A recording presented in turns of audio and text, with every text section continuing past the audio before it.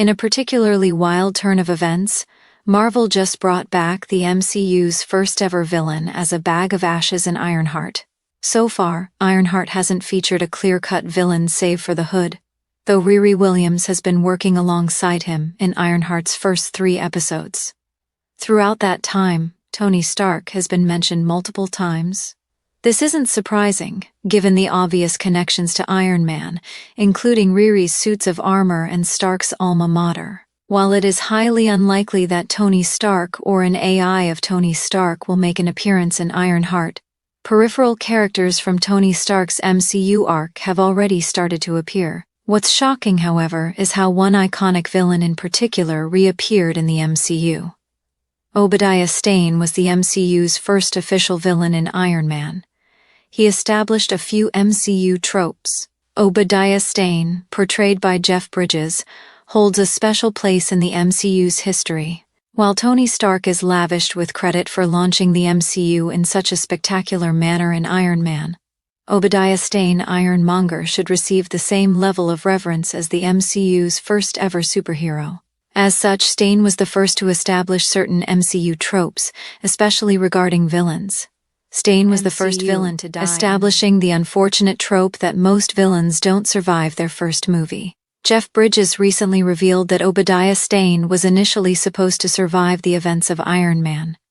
Stane is additionally the first example of how compelling MCU villains tend to be. While he is more overtly sinister than other MCU villains who follow Stan Lee's golden rule, his betrayal of Tony Stark felt particularly shocking. It also established a connection to the Ten Rings, an organization to which Stark is traditionally linked in Marvel Comics. Stane's role in Iron Man also helped to establish Tony Stark's unique genius, as despite all his resources, he fails to replicate Stark's miniaturized arc reactor. Stark Industries' large reactor would ultimately be how Stane meets his end, with the details of his death being buried by S.H.I.E.L.D. Now, Stane has returned in a particularly unceremonious fashion. Ironheart brings back Obadiah Stane in a very unusual way. His ashes are stored in a baggie. Ironheart debuted Ezekiel Stane, Obadiah Stane's son, as a black market dealer to whom Riri is forced to turn to acquire the resources needed for her armor. He initially uses the fake name Joe McGillicuddy before Riri makes a morbid discovery in Zeke's kitchen, namely the ashes of his father, Obadiah. Suffice it to say, this is not the type of reverence I think the MCU's first-ever villain deserves. The scene feels particularly shocking for a villain of Stane's stature, as the MCU's first villain is stored in a large baggie inside a tin. His first appearance since Iron Man occurs, as his ashes are then inadvertently spilled on the floor before Zeke vacuums them. Suffice it to say, this is not the type of reverence I think the MCU's first-ever villain deserves. By comparison, Red Skull and Loki both went on to embrace consequential roles in future MCU installments. Nevertheless, this is arguably a sensible way to characterize Stane's return in Ironheart. Makes sense for his son Ezekiel Stane does not wish to honor his father. Obadiah's inelegant return feels particularly apt given the context.